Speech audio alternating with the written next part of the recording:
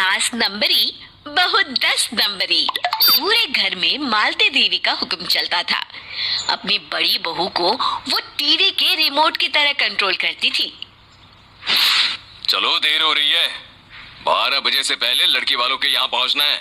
हाँ हाँ, चलती हूँ।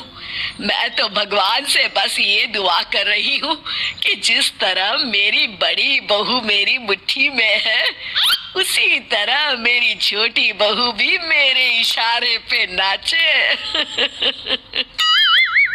अरे भगवान, भला इस घर में किसकी हिम्मत है जो तुम्हारे खिलाफ जाने की हिमाकत करे।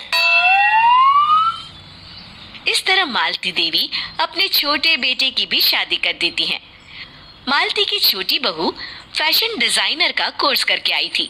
उसका सपना था कि शादी के बाद वो अपना खुद का बुटीक खोले। एक दिन, क्या बात है छोटी, तू तो एक से बढ़कर एक डिजाइन बना लेती है। इसमें कौन सी बड़ी बात है दीदी, आप चाहे तो मैं आपको भी सिखा सकती हूँ। हाँ, फिर हम दोनों मिलकर एक बुटीक खोल लेंगे।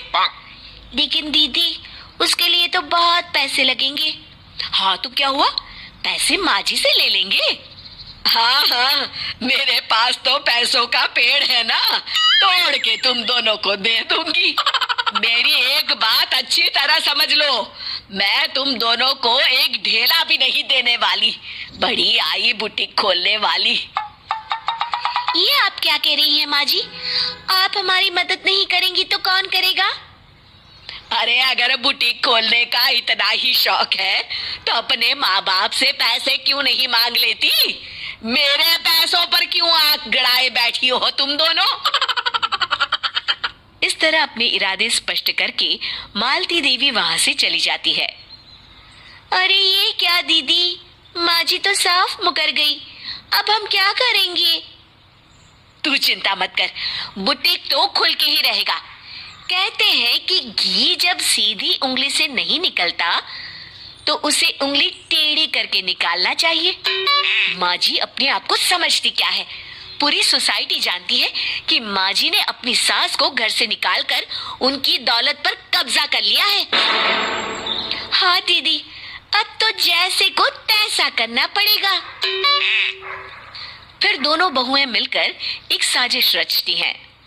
एक दिन, अरे नालायक, जरा ठीक तरह से पैर दबा, बिल्कुल मजा नहीं आ रहा।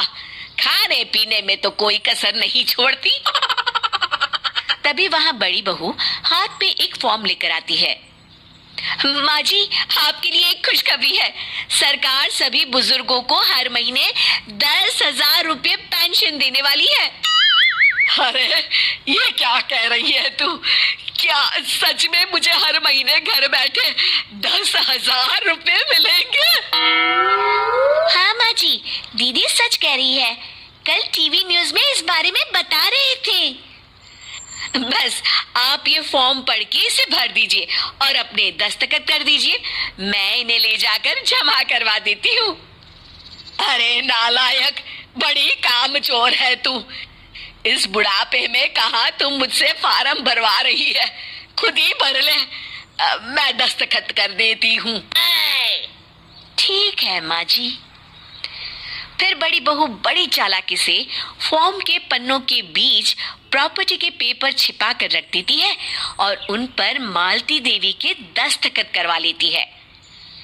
कुछ दिनों के बाद मालती देवी अपने पति के साथ 2 दिनों के लिए अपने एक रिश्तेदार के यहाँ जाती है। दूसरी तरफ दोनों बहुएं पूरे घर पर अपना कब्जा कर लेती हैं।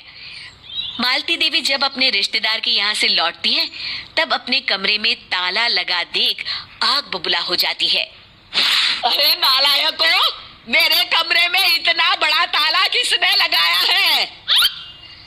माँ जी, ये कमरा तो मैंने अपने बेटे रोहन को दे दिया है और आज से आप बाहर कोने में जो छोटा कमरा बना है ना, वहाँ रहेंगी। अच्छा, मैं उस सड़ेले कमरे में रहूंगी है? तेरी ये कहने की हिम्मत भी कैसे हुई? और मेरी इजाजत के बिना मेरा कमरा देने वाली तू होती कौन है? लगता है तू भूल गई, इस घर की मालकिन मैं हूँ। तभी वहाँ छोटी बहू आती है।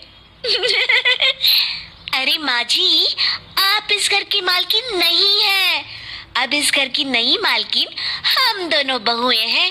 ये देखिए, इन प्रॉपर्टी के पेपर पर आप ही के दस्तखत है। अरे भाग्यवान, ये तुमने क्या कर दिया? दस्तखत करने से पहले एक बार ठीक से पढ़ तो लेती। अरे लेकिन मेरी बहुएं मेरे साथ ऐसा कैसे कर सकती है? अरे तो इसमें कौन सी अचरज की बात है? तुमने भी तो अपनी सास को घर से बाहर निकाल दिया था। टूटा फूटा ही सही, शुक्र करो कि इन दोनों ने कम से कम हमें रहने के लिए कमरा तो दिया। तुमने तो अपनी सास को वो भी नहीं दिया था। आज समझ में आया, जैसी करनी वैसी भरनी।